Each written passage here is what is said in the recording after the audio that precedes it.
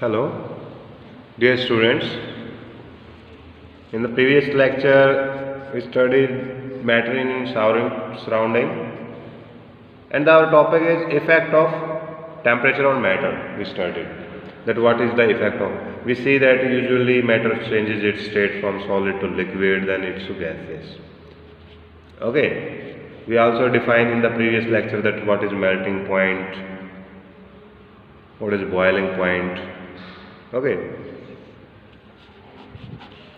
What is atmospheric pressure. So, and we also studied a graph of a latent heat vaporization, latent heat of a fusion. These topics also we completed in the previous lecture.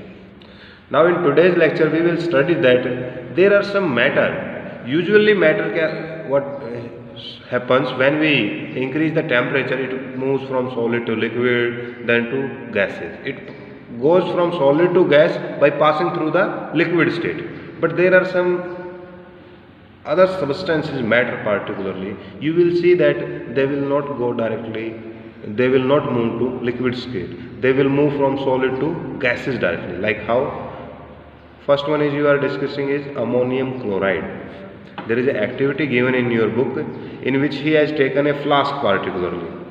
Okay, in which he put it over here ammonium chloride. Okay, NH4Cl is ammonium chloride, and here he is using a cork, cotton cork, so that nothing will escape out. Now he putting that flask into over a burner. Okay, heat. Now what will you appear? Here you will get fumes of ammonium chloride after heating. So there is no liquid available. So which proves that ammonium chloride when get heated from solid, it will directly get converted into fumes, mean to say gases. There is no liquid state existing for that one. Okay, this particular process is termed as sublimation. If something going from directly, like camphor also do the same one. If you heat the camphor, solid camphor, it will get converted directly into gaseous substances. Some more, if you talk about are the naphthalene balls. Naphthalene balls also show the sublimation. So these are the three examples particularly in your book which show sublimation particularly. Now is there any other substance, another factor which affects the states of matter? So that is also true, because effect of pressure is also the reason. Is there any effect of pressure on matter states? So that is also true. Why? Because in case of gaseous substances, if you take gaseous substances, if we start compressing them, and side by side, if you take the temperature low, at a low temperature, you have taken the gas. Now you compress it, you will see that they get converted into liquid and then into solid. Okay, that is known as liquefaction of gases. But you will see that in case of CO2, when you take gas in the form and you will compress it at a lower temperature, it directly gets converted into solid. There is no liquid state existing there out there. So that is known as your dry ice. That's why it is also known as your dry ice. So pressure also having the effect on the matter states. So that's the whole activity is telling you that matter state is also governed by another factor, that is your pressure. Okay. Now, if there is any matter, you know that if a solid turning into liquid, we have to raise the temperature of the solid up to its melting point. Up to its melting point, then it will go from solid to liquid. And if you raise the liquid temperature up to boiling point, then it will go from the liquid to gaseous. Is there anything you have seen that you haven't raised the temperature up to melting boiling point, but still that will go into different state? So that is also true, because there is a process we are discussing now that is known as evaporation.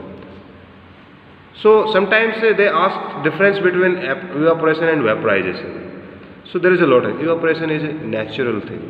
It is naturally occurring.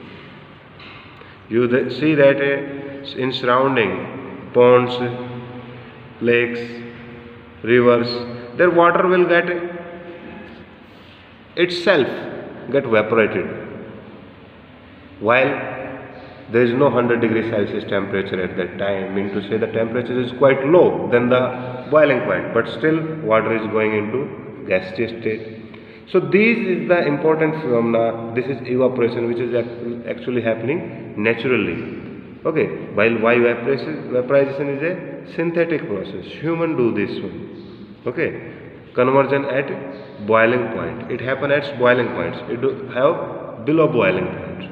It happens below boiling points. Okay. So why it is happening, and what are the factors affecting the evaporation? So why it is happening? Because of humidity. What is humidity? Humidity is the presence of moisture in air. Is presence of moisture in air. Okay, that is humidity particularly. That you are measuring humidity if you are measuring the amount of moisture in air. But moisture get decreased. If moisture get decreased, then water, which is in liquid form from water bodies, moves to gaseous state itself. That process is particularly evaporation to maintain the humidity. That's why evaporation is occurring. But we have to discuss, is there any factors which affect the evaporation? Factors affecting evaporation. So first thing is surface area. Mean to say, take some water. I will telling you with an example. Take water in a test tube. We fill the test tube. Okay, this is test tube. Now another we are taken a bowl. Okay, in which that also water is filled. You put that in open atmosphere, and if you see after some times, the water will get evaporated from the bowl is more as compared to test tube. Why? Because this area, the above area, this is known as surface area, is more in case of bowl. So higher the surface area, higher is evaporation. So this is the first factor which is affecting evaporation. Second, temperature. You know that increase in temperature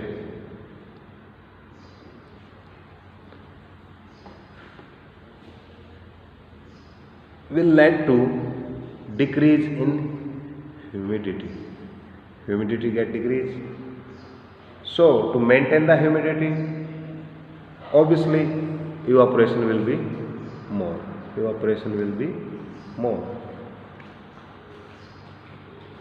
Okay, so increased temperature directly process to evaporation. Increase in evaporation. So that's why in summer season you will say evaporation more. Evaporation is more in that case, because temperature is quite high, humidity is quite low at that time.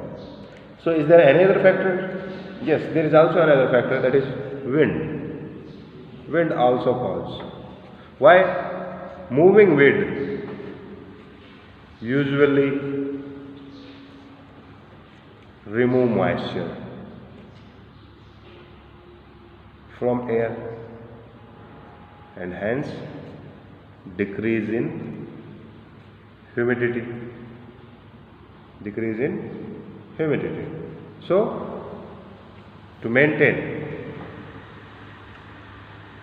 it, more evaporation occur. More evaporation occur.